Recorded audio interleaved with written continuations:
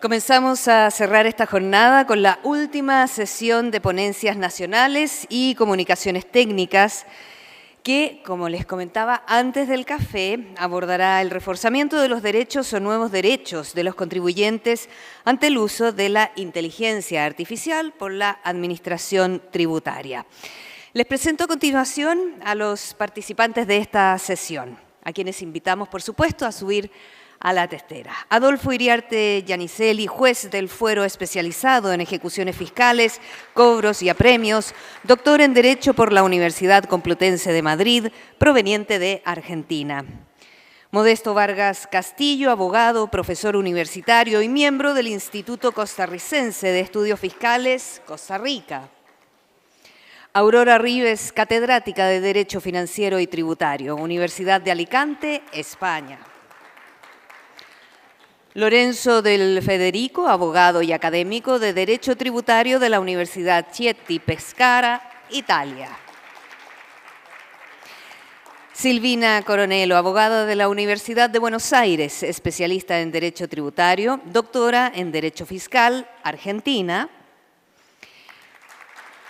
Y Filippo Cimino, abogado y catedrático de Italia. Escuchamos sus ponencias y comunicaciones. Bueno, muchas gracias. Voy a ser escueto esta vez. 7 minutos. 7 minutos me da. Bien. Vamos a ponerlo a iniciar. Bien. Rápidamente, algo que ya sostuvimos es la mirada del Estado de Derecho. Tenemos un Estado de Derecho premoderno que es interrumpido por la Revolución Francesa. Un poco esto se ha referido a la mayoría de la doctrina que ha presentado o se ha presentado en estas mesas.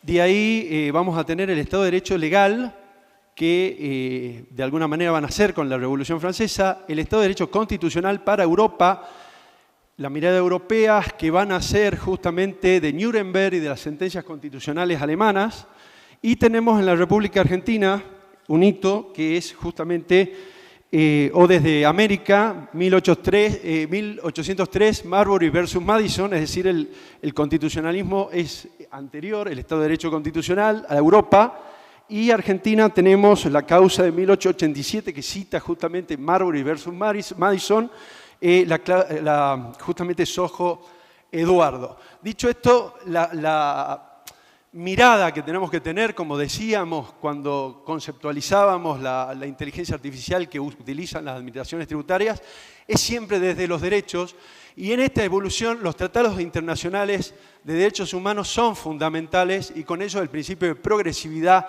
y no regresividad de derechos. Claro, cuando analizamos justamente un algoritmo que ha sido justamente analizado desde los Estados Unidos para la reincidencia penal y en su paralelo el caso Siri, justamente el Ministerio de Asuntos Sociales y Empleo de Rotterdam, Países Bajos, ambos tienen la complejidad que tocan o analizan o sintetizan cuestiones que pueden resultar de alguna manera una idea del hombroso moderno, ¿no? O sea, de alguna manera cuando se decía que se predecía el crimen a través de categorías sospechosas vinculadas con la persona o facciones humanas, ahora directamente las categorías sospechosas están trabajadas dentro del algoritmo, por ejemplo, cargos actuales, cargos pendientes, la historial de arresto.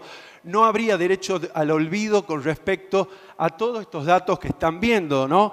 Y en esto la jurisprudencia ha sido, y la jurisprudencia internacional ha sido, digamos, bastante activista en el buen sentido de la palabra, porque al no haber principios, al no haber reglas establecidas, jurídicas establecidas, al existir valores, al existir principios, al estar la dignidad humana en el medio, en juego, los jueces tienen que juzgar los algoritmos, y en este caso, sacando la jurisprudencia americana que no ha evaluado y no ha ponderado la transparencia algorítmica, como bien vemos ahí en estas dos sentencias, justamente Loomis y el estado de Kansas contra John, y desde el lado europeo tanto en la reciente sentencia de Eslovaquia y la sentencia justamente holandesa, vemos que se ha privilegiado y se ha parado sobre estos tres principios de la privacidad, de la protección de datos personales, la transparencia, y no es que hay nuevos derechos, sino que miramos los derechos desde otras perspectivas, derechos y aproximaciones del derecho constitucional tributario que no se trabajaba. Por eso la idea es trabajar nuevos derechos o trabajar derechos ayornados o trabajar o potencializar los existentes, da igual. O sea, siempre y cuando la justicia, que de alguna manera es la que se va a ser encargada de darle juridicidad a los algoritmos y hacer un control estricto de constitucionalidad y convencionalidad. Frente a esto, bueno, les dejo, esto está en la ponencia, qué nos dicen los tribunales americanos y cómo lo comparamos con justamente la visión humanista europea, pero lo que me interesa justamente para concluir en tiempo, ¿no? De los 7 minutos, voy 4, y concluir y proponer. Esto recién hablaba con la ponente de Ecuador, que de alguna manera, claro, la Constitución de Ecuador tiene regulado la transparencia. No todas, el principio de transparencia y explicabilidad, no todas las constituciones lo tienen.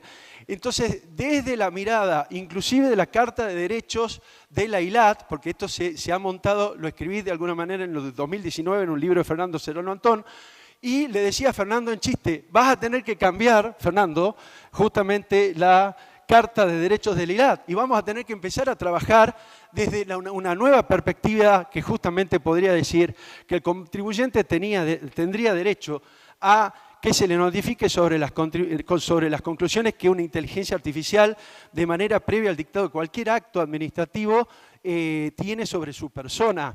El derecho a conocer cualquier disposición de información que realice la inteligencia artificial sobre su capacidad económica contributiva.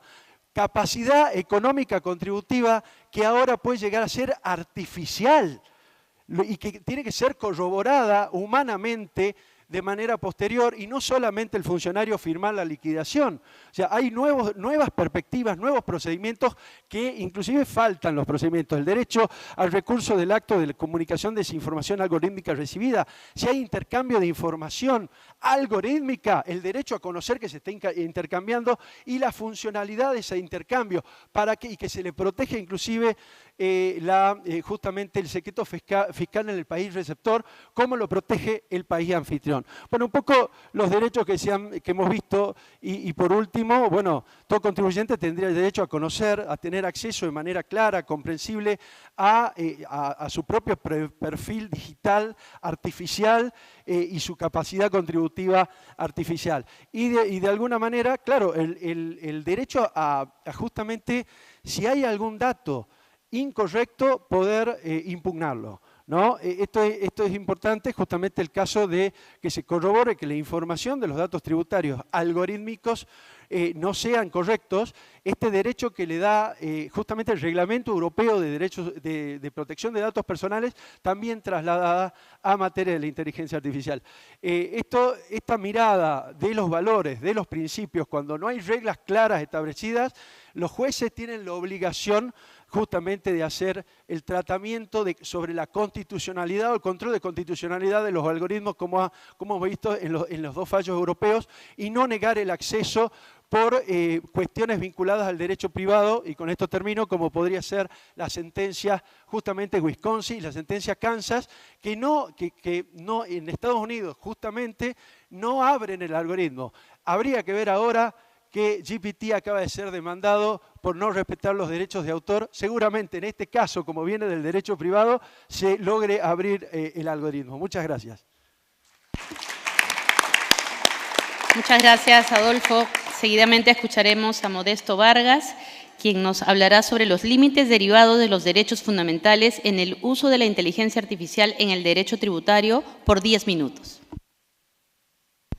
Bueno, muchísimas gracias. Muy buenas tardes a todos. Espero que estén muy bien y junto conmigo disfrutando muchísimo de estas jornadas. Muchísimas gracias al Instituto Chileno de Derecho Tributario. Obviamente, muchísimas gracias al ILAT y por supuesto que también al ICEF, el Instituto Costarricense de Derecho Tributario, por haberme seleccionado para esta exposición. Estoy buscando mi presentación, ¿verdad? Pero creo que no está. Ok, bueno. No importa. ¿Dónde está? Sí, claro. Ah, sí. Lo hacemos a capela. No hay problema. A capela. Vean, algo muy interesante que me gustaría conversar con ustedes en relación con el tema de estos límites constitucionales relacionados con el ejercicio y con lo que está sucediendo en materia, digamos, de inteligencia artificial en Costa Rica. Es muy interesante porque a mí me parece que es relevante contarles un poco cuál es la realidad de lo que pasa en mi pequeño país. Y es algo muy relevante. Podemos separar el asunto en dos grandes momentos. Por una parte, tenemos lo que está sucediendo en la actualidad, que es que la propia administración tributaria, desde mediados de los años 90, en el contexto de lo que en algún momento se llamó el Programa para la Modernización de la Administración Tributaria, el PEMAT, con colaboración española, empezó ya a diseñar unas determinadas herramientas que llamamos el SIAT, S-I-A-T, que era un programa, un software que lo que hacía era básicamente utilizar un lenguaje COBOL, que para los que saben de informática ya es un lenguaje, es parte de la historia, es un dinosaurio, que sin embargo el dinosaurio todavía convive con nosotros y está en plena funcionalidad. Y a partir de ahí la Administración Tributaria Costarricense empezó a realizar una serie de inversiones para ir actualizando sus sistemas, al punto que llega ya a mediados de la primera parte del siglo a establecer algunos sistemas que lo que permiten básicamente es que los contribuyentes puedan, por ejemplo, ya bajar los formularios, pero todo todavía de manera muy física. Sin embargo, ya en la segunda década podemos empezar a encontrar una realidad muy interesante. Se implementa la factura electrónica y es el tema de la facturación electrónica lo que hace realmente pegar un brinco cualitativo. Además se instaura lo que se llama el sistema de administración tributaria virtual, la ATV, que es un sistema donde básicamente el contribuyente tiene que hacer absolutamente el cumplimiento de todos los deberes formales y materiales de la obligación tributaria del contribuyente. Todo lo tiene que hacer desde ahí. Y ya así en el ATV literalmente empezamos a observar cómo el contribuyente tiene que inscribirse, desinscribirse, modificar sus datos, ¿verdad? Es en el ATV donde se generan sus declaraciones. No hemos llegado al autollenado todavía, pero creo que está pronto a suceder. Pero vamos a ver, en ese contexto también hay que entender una segunda fase que está en plena ejecución y es la fase de lo que se llama el proyecto de Hacienda Digital. Ese proyecto de Hacienda Digital, vieran ustedes que es muy interesante, porque está contextualizado dentro de un gran proyecto que se llama Gobierno Digital.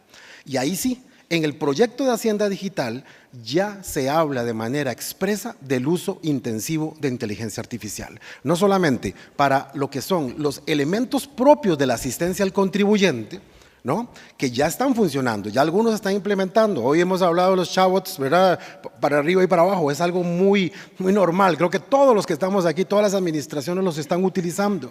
Pero también ya se habla de asistentes virtuales, también ya se da algún tipo de ayuda también por medio de la página web. Pero sin lugar a duda un elemento fundamental está relacionado con el control tributario, porque es ahí donde yo observo que, por ejemplo, dentro del proyecto de Hacienda Digital se habla del Sinerge, el Sinerge, que es un sistema literalmente de control tributario que lo que hace es conectar más de 25 fuentes de información.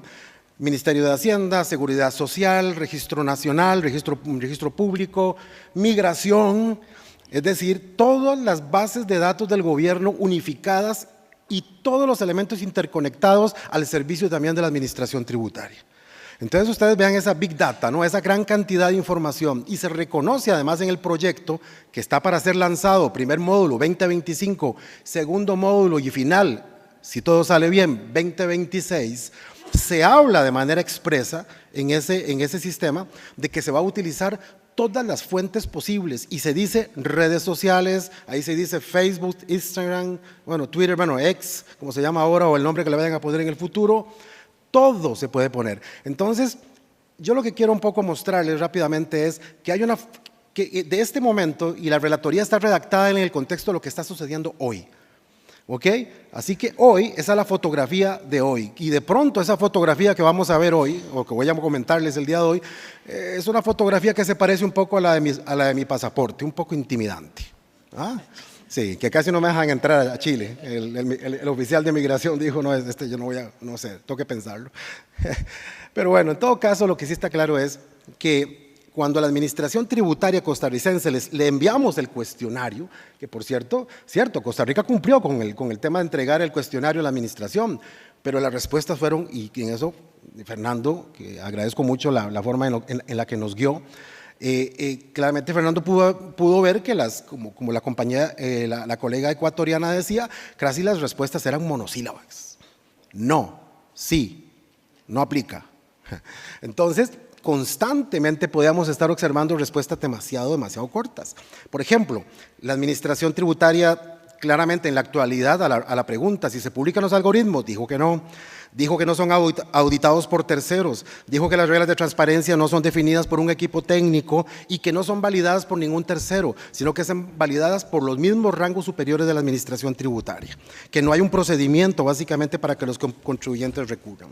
Y en ese sentido, para ir aterrizando el tema ya de los límites constitucionales, a mí, digamos, me inquieta la respuesta de la Administración Tributaria en la actualidad, con lo que está sucediendo hoy.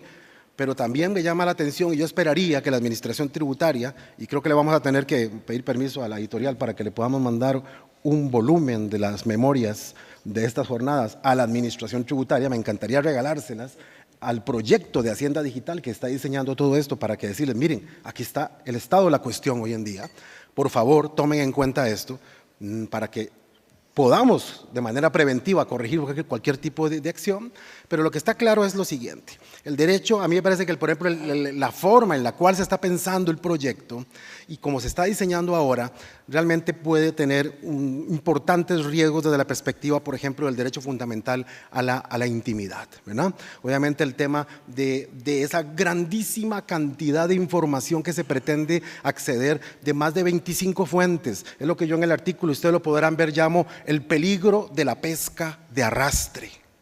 ¿No? Es esa posibilidad de agarrar y decir, voy a agarrar información así de una cantidad tan enorme. ¿Quién nos va a decir a nosotros qué tipo de información se va a estar filtrando por ahí? Y sobre todo pensando, perfecto, que en Costa Rica literalmente en el año 2022 hubo un mega hackeo. O sea, literalmente los hackers dijeron, este año es nuestro año con Costa Rica, hackearon literalmente hasta la computadora del presidente de la República. O sea, hackearon todo y el Ministerio de Hacienda no tuvo forma de defenderse, al punto que llegaron literalmente a provocar que todos los servicios de Hacienda, ¿verdad? Aquí están mis colegas de Costa Rica, se bloquearan. No hubo forma, además tuvimos que ir a buscar los formularios viejos impresos que estaban allá en el baúl de los recuerdos para poder empezar a cumplir con nuestras obligaciones. Y la administración hasta tuvo que emitir amnistías sancionatorias porque no había forma de cumplir. Entonces uno se pregunta, ¿esa información va a estar por ahí?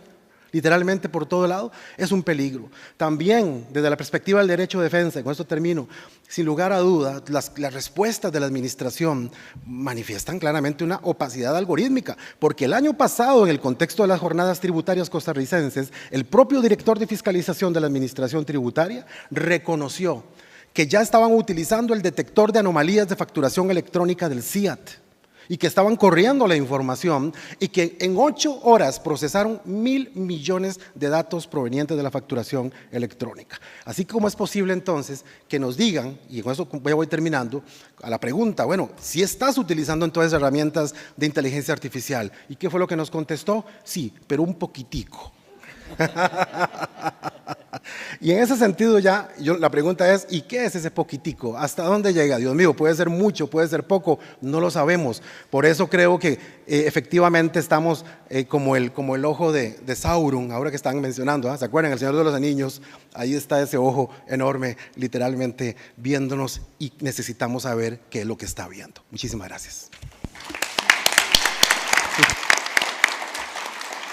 Muchas gracias, Modesto. Enseguida escucharemos a Aurora Ribes, quien se referirá a la necesidad de reforzar y ampliar los derechos y garantías de los contribuyentes ante el uso de softwares inteligentes por parte de la Administración Tributaria por 7 minutos. Adelante, por favor. Muchas gracias. Buenas tardes a todos. En primer lugar, mi felicitación y enhorabuena al ILAD por la organización de este fabuloso evento científico, también al Instituto Chileno de Derecho Tributario y, por supuesto, a nuestro magnífico relator general, mi querido amigo, el doctor Fernando Serrano. Gracias también a todos ustedes. Es ya una heroicidad casi estar aquí a estas horas de la tarde y después de un día tan intenso. Les agradezco muchísimo su atención. Trataré de hacer como las mejores aerolíneas, que salen tarde pero llegan antes de tiempo, así que voy a tratar de ser muy, muy breve. Bien, el punto de partida de mi comunicación es la sociedad 5.0 o sociedad inteligente en la que actualmente nos encontramos inmersos, que presenta dos características. La primera sería la integración de la tecnología en todos los aspectos de la vida, el Internet de las cosas, el Big Data, la IA, y la segunda sería el hecho de que pretende crear un entorno en cuyo centro se encuentre el bienestar de la persona. La primera de estas características nos ha llevado a la gobernanza algorítmica. Estamos absolutamente gobernados por algoritmos. La segunda característica lo que intenta es imprimir un enfoque a la administración tributaria, al conjunto de la administración, pero en particular a la tributaria, ciudadanocéntrica, que el ciudadano sea o debería ser el centro, ¿de acuerdo? Hecha esta contextualización, mi diagnóstico es el siguiente: una absoluta insuficiencia del marco regulatorio actual para conciliar el empleo de la IA con el adecuado respeto a los derechos y garantías de los contribuyentes.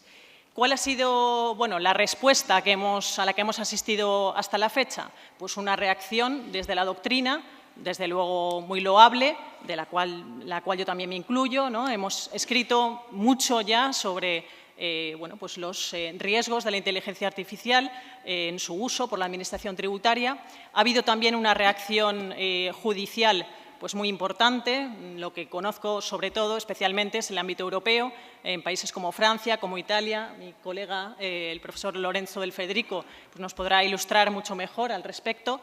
En Holanda, lo comentaba esta mañana también en su ponencia general Fernando Serrano.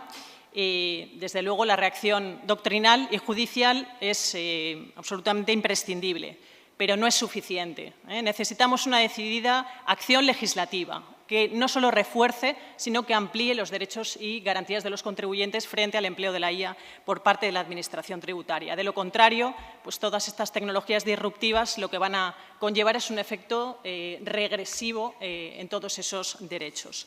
Los riesgos, ya se ha dicho, son muy importantes y de ahí que pues tengamos que reaccionar. Me permito formular algunas propuestas de mejora que ya digo que no se detendrían en el fortalecimiento de estos derechos y principios esenciales que nos ha costado tanto tiempo conseguir. Pues el derecho al acceso a la información, el principio de buena administración, la tutela judicial efectiva, la rendición de cuentas, el principio de interdicción de la arbitrariedad, sino que hay que dar un paso más. Es absolutamente imprescindible, como digo, ampliar esos derechos y diseñar derechos específicos. A este respecto, el reglamento de la Unión Europea en materia de IA se ha apuntado también por mi compañero y amigo, el doctor Domingo García Núñez, ha sido absolutamente decepcionante. Yo, estudiando un poquito la materia, pues me he permitido, como digo, apuntar algunos derechos que, a mi juicio, pues serían absolutamente necesarios, ¿no? Derecho a no verse afectado por una decisión automatizada, salvo previsión normativa. Desde luego, la IA es imparable, su avance es vertiginoso y es muy bienvenida en ámbitos como el ámbito asistencial, las tareas mecánicas, el ámbito de la gestión, se ha puesto también de relieve, pero cuestión distinta es la utilización de la IA en el ámbito decisional, ¿de acuerdo?, sin supervisión humana. Esto puede implicar consecuencias impredecibles. Derecho a la evaluación del impacto del algoritmo, derecho a alegar contra el algoritmo a utilizar. Bueno, esto es realmente un desafío, ¿no? ¿Cómo podemos alegar contra el algoritmo cuando las más de las veces se nos limita el acceso al código fuente, ¿no? También se ha dicho. Derecho de oposición a la elaboración de perfiles. Estas políticas de profiling taxpayers que están absolutamente generalizadas en prácticamente todos los países, que sin duda son legítimas, dado que la Administración tributaria cuenta con recursos limitados y, por tanto, ha de focalizar sus actuaciones de comprobación e investigación sobre aquellos contribuyentes que presenten un perfil de riesgo más elevado, pero que, bueno, pues al no publicarse sobre qué parámetros, ¿de acuerdo?, está construido el algoritmo, que utiliza el algoritmo, pues nos impide también, dado que si se publicaran, dice la Administración Tributaria, el contribuyente podría, pues, elaborar una estrategia financiera para soslayar, ¿no?, ser seleccionado, pues presenta también, ¿no?, como digo, un reto, ¿no?, conseguir este derecho. Derecho a obtener una decisión automatizada, motivada, pero específica, no una motivación al uso, no una motivación ordinaria como la que se exige en cualquier acto de la Administración tributaria, una motivación específica. Esto, a día de hoy, lo veo prácticamente imposible, dado que se están utilizando algoritmos basados en deep learning, estas cajas negras. Si la Administración no es capaz de explicar cómo el algoritmo ha llegado, o sea, cuál es el razonamiento utilizado por el algoritmo, cómo va a motivar esa decisión. Es absolutamente imposible, ¿no? Y derecho a la auditoría algorítmica. Concluyo manifestándome, por supuesto, a favor de la IA. Es imposible ya parar, ¿no?, pero, sin embargo, reiterando esa posición absolutamente garantista y reivindicando una acción legislativa mucho más definida. Y los últimos segundos de mi intervención son para felicitar y agradecer de nuevo la gran acogida de los colegas chilenos e invitarles a todos ustedes a visitar la bella ciudad de Alicante, a orillas del Mediterráneo, en España, de la que provengo. Muchas gracias. Muchas gracias, Aurora. Seguidamente escucharemos a Lorenzo del Federico, quien se referirá a la jurisprudencia sobre protección de datos e inteligencia artificial por 7 minutos. Adelante. Gracias. Antes de comenzar, quisiera agradecer al Instituto Chileno de Derecho Tributario y la ELAD por esta hermosa oportunidad de debate aquí en Santiago de Chile. Y también agradecer a nuestro precioso ponente general, doctor profesor Fernando Serrano, por el gran trabajo realizado. En mi presentación intentaré hablar español. Por favor, comprendan mis dificultades. En cualquier caso, os remito a la comunicación escrita. En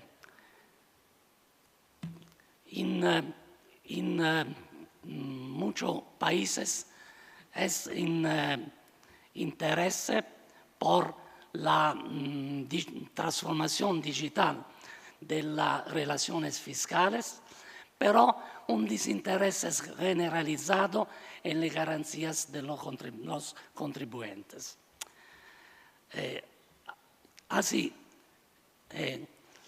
pensando al caso italiano, a pesar de la casi inercia del legislador nacional, nel nuestro ordinamento interno, en salvaguardia del acquis del Estado de Derecho, ha madurado un importante grado de metabolización de la aplicación de la IA, si bien a los efectos de las investigaciones y decisiones administrativas, que también es referible de plano a las investigaciones y decisiones tributarias. En particular, se ha reconocido por la jurisprudencia administrativa, en caso de admitido la encomienda a un ordenador de determinadas actividades seriadas o estandarizadas, sin embargo, la utilización del procedimiento robotizados automáticos, digitalizados, no puede ser motivo para eludir los principios que conforman nuestro ordenamiento jurídico y que regulan el desempeño de la actividad administrativa, como son la publicidad y la transparencia. Esta es una sentencia, no una sentencia, muchas sentencias del Consiglio de Estado italiano. Desde esta perspectiva, cuando se introducen formas de automatización de procedimiento administrativo, la obligación de motivar adquiere aún mayor relevancia, pues la norma algoritma no solo debe ser conocible en sí misma, sino también sometida al pleno conocimiento y la plena revisión del UE. Es particularmente interesante señalar que desde un punto de vista comparativo, este enfoque es común a otros tribunales. Fíjese, por ejemplo, para el Tribunal Constitucional eslovaco, la sentencia 2021, caso ECASA, y también muchas sentencias en Chile por el Tribunal Tributario y Aduanero de Valparaíso. Al mismo tiempo, en la Unión Europea, el Tribunal de Justicia ha pronunciado en numerosas ocasiones sobre la cuestión del tratamiento de datos, afirmando la incompatibilidad de las normas nacionales que prevean la recogida y el tratamiento de datos personales de forma generalizada, aunque con fines importantes de interés público, lucha contra el terrorismo y la delincuencia internacional. En estos casos, en clara violación del principio de proporcionalidad. Sentencias Digital Rights, Tele2, Puskar. También la sentencia 2022, SIA, del mismo Tribunal de Justicia, aclaró que las disposiciones de la regulación en tema de datos personales no se oponen a que la autoridad tributaria del Estado miembro exija a una sociedad mercantil que revele información sobre sus clientes, así son contribuyentes.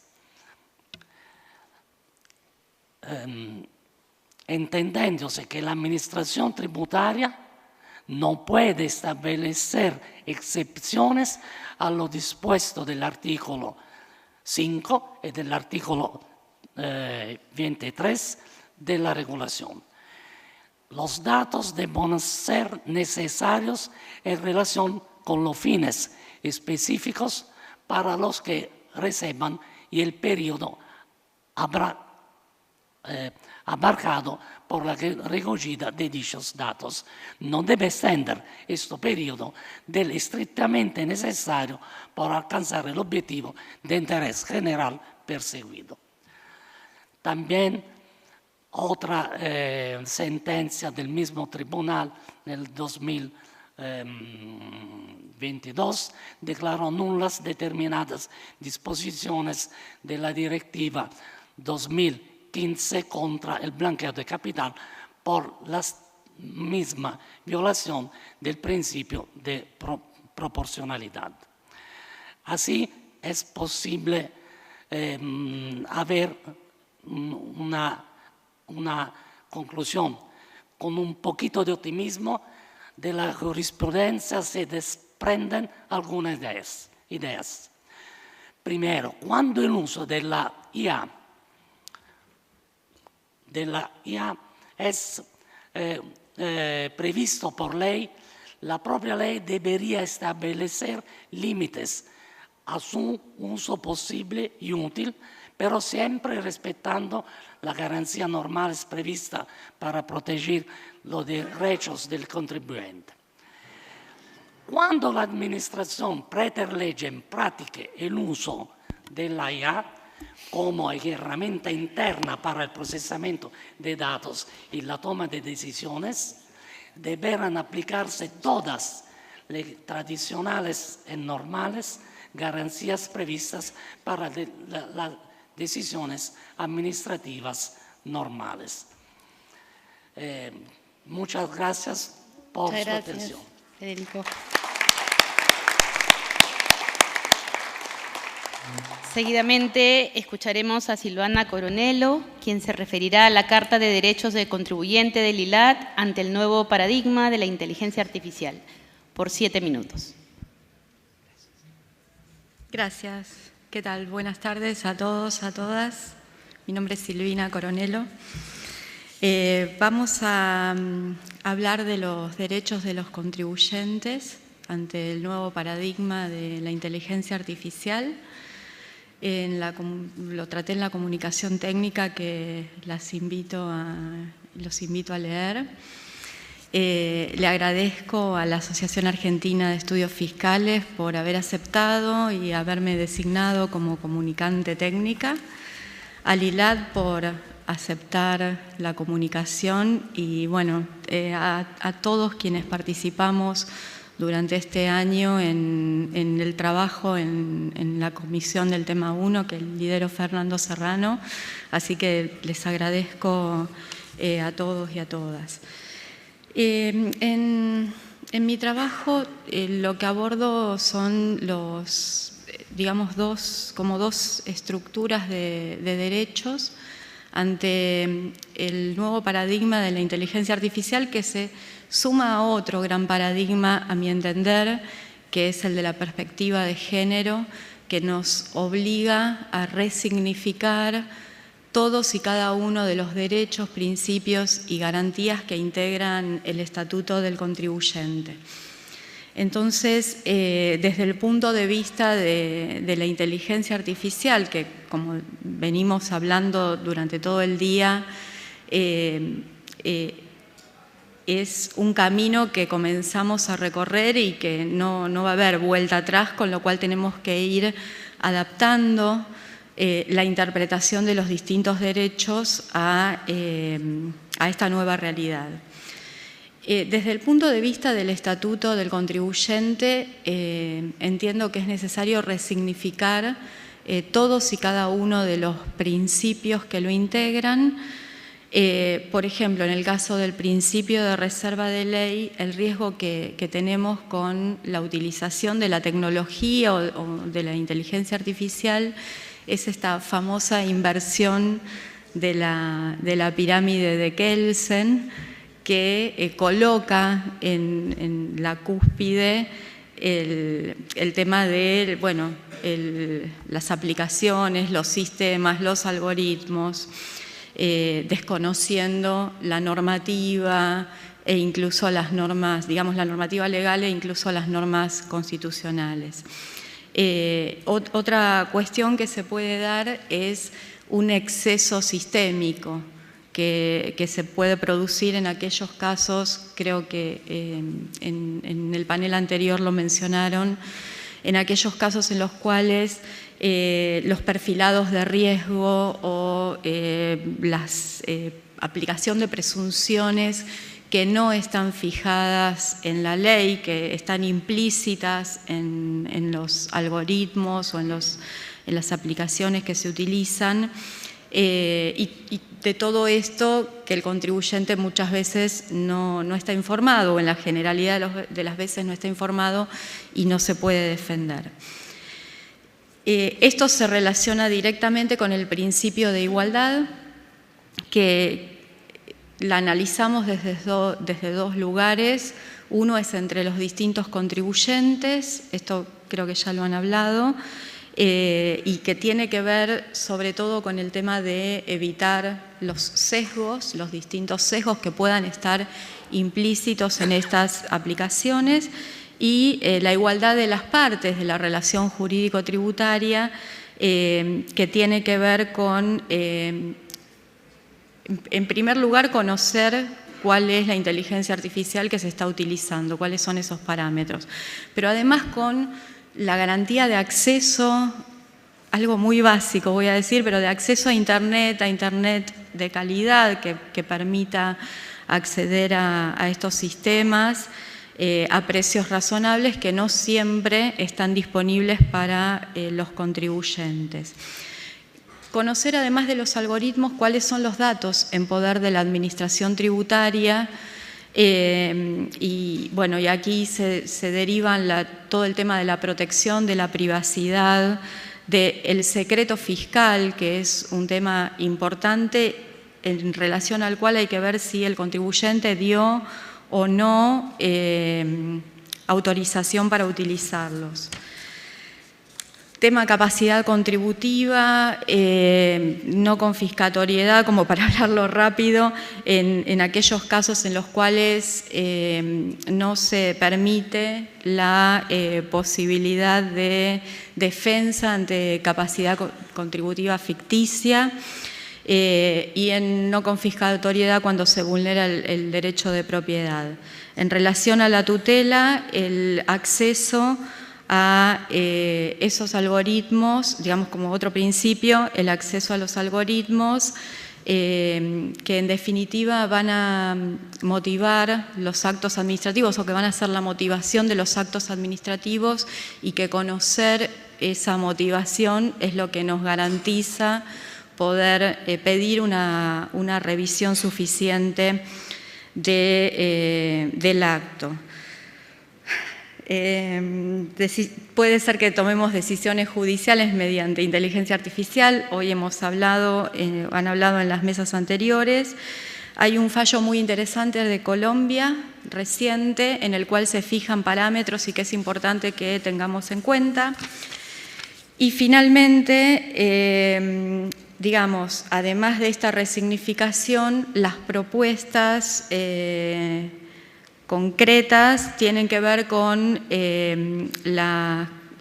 digamos, extender o proyectar los derechos y garantías que están en la Carta del ILAT de los contribuyentes, para que se garantice a los contribuyentes conocer los datos, la inteligencia artificial a utilizar, que los datos sean protegidos, que se utilice inteligencia artificial según la ley y sin excesos sistémicos, y que se garantice al contribuyente conocer los procedimientos que se utilizan y poder ejercer el derecho de defensa en el marco de estos procedimientos.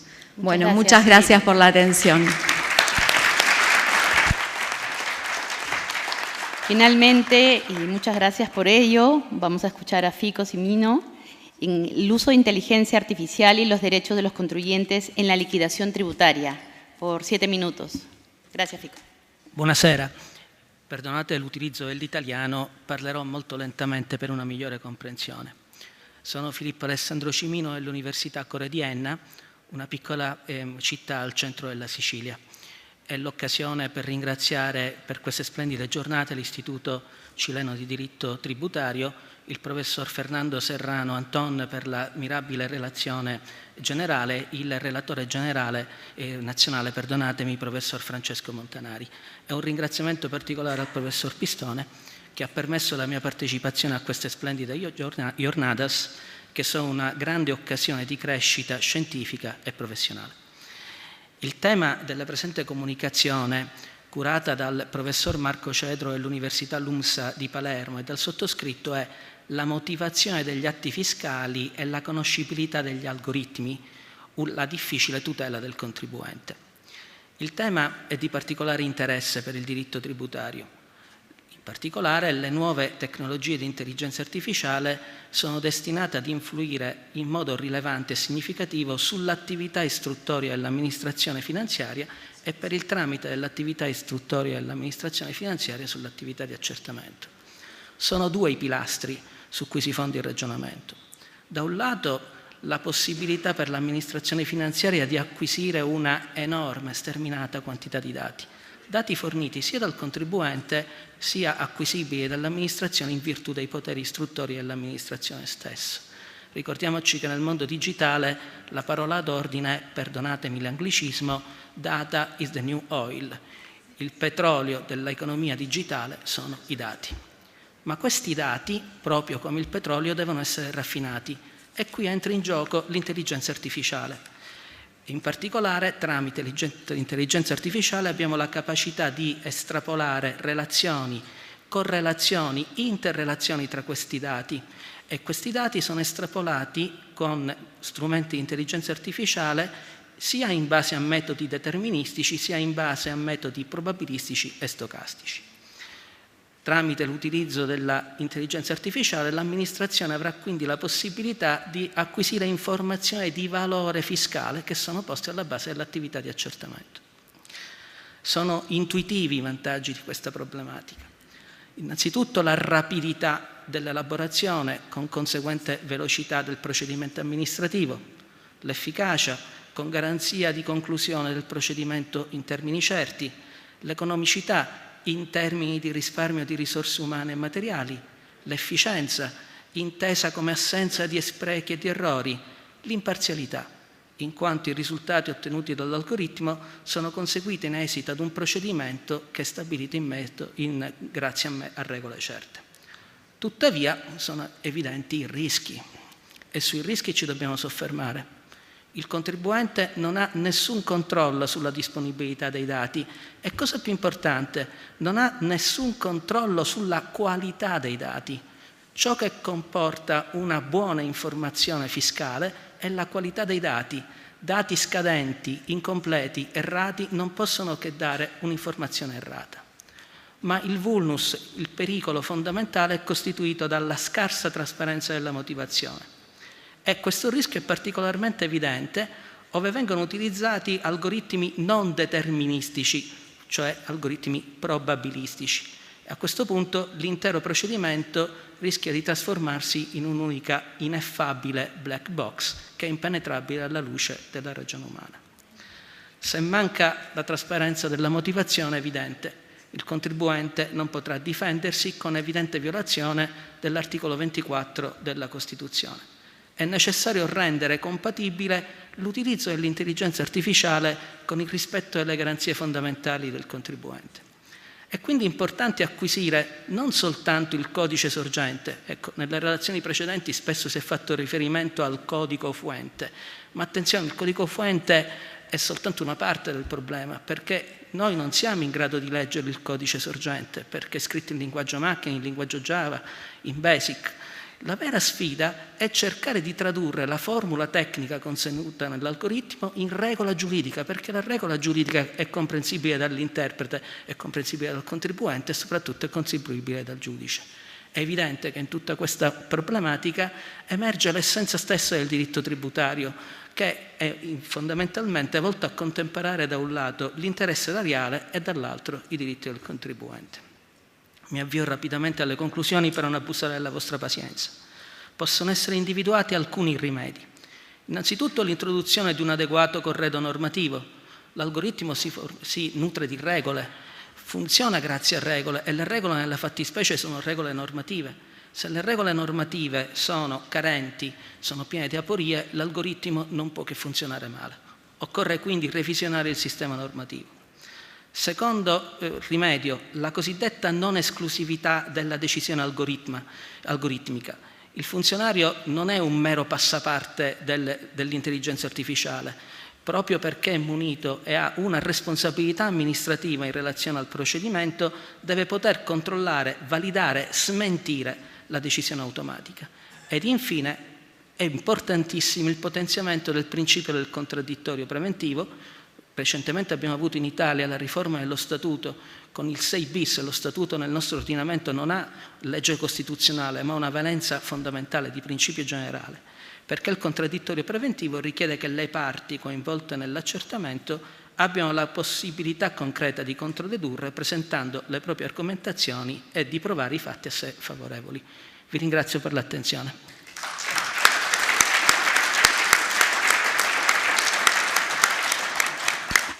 Muchas gracias a todos y antes de cerrar el evento me permito hacer algunas breves reflexiones respecto a lo que hemos podido escuchar y discutir esta mañana.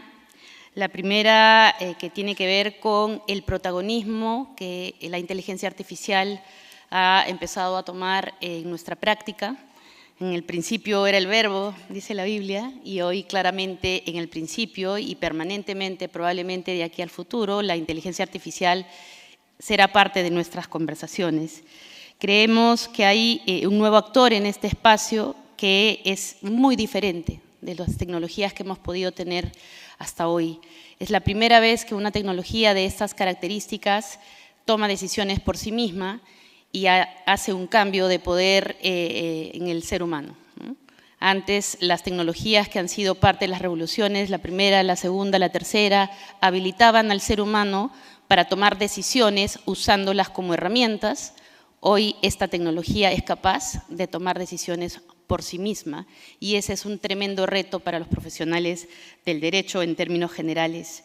Estamos además moviéndonos desde la perspectiva de la atención, que ha sido básicamente el foco de las tecnologías disruptivas como esta, en el primer encuentro que tuvimos con la inteligencia artificial, que son las redes sociales, cuyo objetivo fundamental fue mantener la atención, y estamos llegando al objetivo de la inteligencia artificial generativa, que lo que pretende es tener intimidad con los seres humanos y conocernos más de lo que nosotros nos conocemos, y claramente esa es la intención que la Administración Tributaria está buscando tener.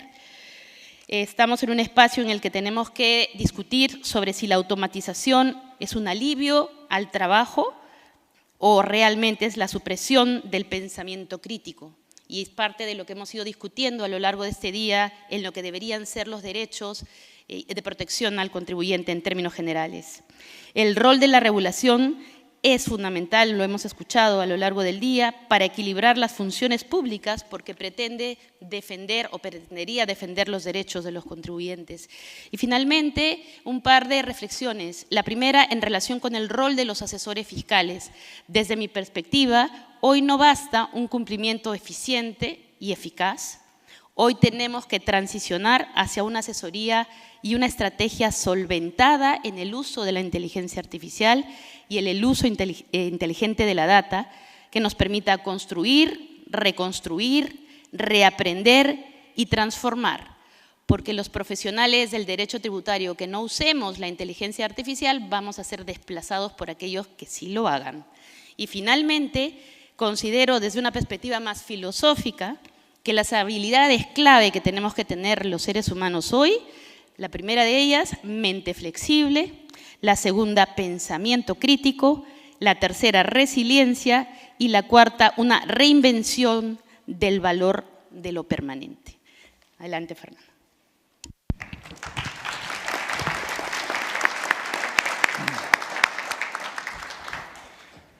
Bien, hola de nuevo. Julia, ¿cuántos minutos tengo? Los que quieras. 15. He visto la tarjeta roja por aquí cerca y ya me he puesto nervioso. Bien, rápidamente, por aquello de hacer unas conclusiones de carácter general a la sesión del día de hoy.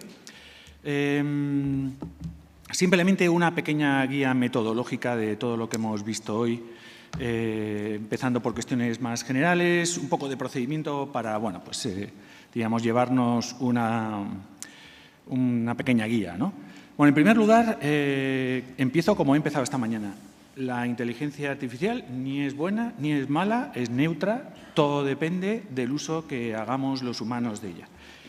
Entonces, por eso, uno de los elementos fundamentales que yo creo que nos debe quedar a lo largo de la sesión del día de hoy es que hay un humanismo tecnológico. Esto suena un poco intenso, pero todo tiene que girar en torno a la persona. Es decir, la inteligencia artificial no tiene ningún sentido si esto no tiene que ver, pues, con la aplicación, en nuestro caso, del derecho tributario, y tiene que ver en relación con la consecución de unos objetivos, pero siempre en torno a la persona. Y esto lo voy a explicar un poquito más adelante. En esa metodología yo creo que tenemos que llevar a cabo en un primer momento tres pasos o tres fases. En un primer lugar, yo creo que tenemos que ver o establecer zonas de uso de inteligencia artificial, y al mismo tiempo que establecemos zonas de uso o áreas de uso de la inteligencia artificial, también tenemos que identificar las reglas del buen uso de la inteligencia artificial como tal, y tenemos que terminar, como ha bien indicado Julia, en relación con la protección de los derechos y las garantías de los contribuyentes. Voy a desarrollar un poquito más. Establecimiento de zonas de uso de inteligencia artificial. El Reglamento de Inteligencia Artificial de la Unión Europea establece unas zonas donde no se puede utilizar la inteligencia artificial. No excluye al derecho tributario, ni al derecho aduanero, ni al blanqueo de capitales. Por lo tanto, estas son zonas que sí que se pueden aplicar y son zonas de nuestro negocio. A esas zonas de uso, es decir, al derecho tributario, aduanero y blanqueo de capitales, le tenemos que aplicar una serie de principios rectores. que por aquí los hemos venido repitiendo a veces de forma un poco más o menos deslavazadas y otras veces pues, de una forma más contundente. Pero sí que tenemos un principio de prudencia, tenemos un principio de responsabilidad, tenemos un principio de responsabilidad, prudencia y gobernabilidad, de buena gobernanza de los datos. Y esto nos obliga, naturalmente, que tenemos que identificar cuáles de esas reglas son un buen uso y cuáles son un mal uso. Desde el punto de vista del buen uso, yo me atrevería a decir, empezando por lo más importante, que son los datos, que necesitamos un volumen de datos muy importante, una variedad de datos pues, lo más enorme que podamos, necesitamos veracidad de datos y necesitamos también una buena selección. Eso es en la fase primigenia, es decir, cuando ya hemos determinado un área en la que tenemos que trabajar, tenemos datos y esos datos, como hemos dicho anteriormente, en las administraciones tributarias, pues los tenemos porque son datos que han sido muchas veces aportados por los propios contribuyentes. En una fase posterior, es decir, una vez que ya tenemos los datos, hemos identificado las áreas de uso, los principios, estaríamos en una fase intermedia y entonces en esa fase intermedia tenemos que crear el algoritmo. Y esto es algo muy importante. El algoritmo no tiene que tener black boxes, no tiene que tener discriminaciones, no tiene que tener sesgos, no lo podemos lanzar sin que previamente haya sido, por el principio de prudencia, naturalmente, contrastado, es decir, que funcione bien y que dé resultados aceptables. Por lo tanto, tenemos que entrenar al algoritmo, tenemos que eliminar sus sesgos, no nos podemos lanzar a la piscina inmediatamente. Y por último, tendríamos una fase final. En la fase final, una vez que ya tenemos el algoritmo, lo que tenemos que ver es precisamente que esos resultados a los que me refería anteriormente son resultados prudentes, responsables y, naturalmente, siempre con una responsabilidad de la propia Administración. Por último, una vez que ya tenemos los datos, hemos diseñado el algoritmo, lo hemos probado, estaríamos en una fase posterior que sería contrastar que el algoritmo no se nos ha vuelto loco, no tiene alucinaciones, no tiene sesgos. Hemos quedado que cada vez más las últimas investigaciones de Naciones Unidas empiezan a decir que la aplicación de la inteligencia artificial supone de alguna manera la aplicación de un pensamiento, pues tenemos que tener cuidado precisamente con la detección de cambios en el comportamiento, de sesgos, de alucinaciones y no solamente, digamos, abandonar el algoritmo para su propio desarrollo. ¿Qué sería un mal uso? Pues un mal uso sería que los datos sean escasos, que los datos no sean fiables, que tengan sesgos, que haya una opacidad en la elaboración del algoritmo, que no haya motivación del mismo, no haya explicabilidad, que existan las black boxes, que no se supervise por humanos el desarrollo de los resultados y la vida del algoritmo. Es decir, se requiere un control ex post de todo el sistema de inteligencia artificial. Y una vez llegados a este punto, es decir, ya hemos elaborado todas las distintas fases, el punto casi final sería los derechos y las garantías de los contribuyentes. Es decir, la inteligencia artificial no tiene que suponer que se apliquen un menor número o con una peor calidad los derechos y las garantías de los contribuyentes que tanto nos ha costado. Al contrario, lo que tiene que suponer la inteligencia artificial, puesto que estamos en un entorno distinto, que no es material, sino que nos estamos moviendo en un entorno líquido, lo que nos tiene que plantear precisamente es un reforzamiento de esos derechos y de esas garantías, o como decía hace un ratito Aurora Ribes, pues quizás la creación de nuevos derechos. En cualquiera de los dos casos, yo creo que es una labor que nos va a tocar, que no podemos mirar para otro lado y que es pues, los deberes que nos llevamos de cara al futuro. Por mi parte ya, y para cerrar, ya no desde el punto de vista técnico de la jornada, sino ya más personal, pues ha sido un placer estar con todos vosotros aquí. He aprendido muchísimo, no solamente de los relatores nacionales de los comunicantes, sino de las conversaciones que por aquí nos hemos cruzado en los pasillos, a la hora del café, etcétera. Tengo que agradecer vivamente el esfuerzo realizado por los comunicantes y los relatores nacionales. Me sabrán disculpar porque a veces me pongo un poco intenso, pero yo creo que el resultado ha merecido la pena. El libro está ahí, los trabajos pues lo mismo, se defienden por sí mismos y yo creo que ha sido un excelente trabajo en términos generales. Además, he tenido la oportunidad de que algunos de los colegas que nos han acompañado en estos días, bueno, en el día de hoy fundamentalmente, han mejorado notablemente su nivel de español, aquellos que hablaban portuñol ya hablan español, los que hablaban itañol hablan español, cosa que también desde el punto de vista de las relaciones humanas, pues la verdad es que es muy gratificante. Y por último, invitaros a todos, mañana no, que estamos de excursión, pero sí pasado mañana, a las 9 de la mañana, estaremos en una de las salas contiguas, ahí donde tomamos café, la comisión técnica para sacar las resoluciones de este tema 2. Estaremos a las 9 y si todo va bien y si no hay ningún obstáculo que lo impida, pues a las 11 deberíamos haber terminado porque ya nos llevamos los deberes hechos y yo creo que hemos llegado pues eso, a conclusiones pues muy relevantes, con lo cual ya solamente queda ponerlas por escrito. Así que muchas gracias a todos y nos vemos por aquí.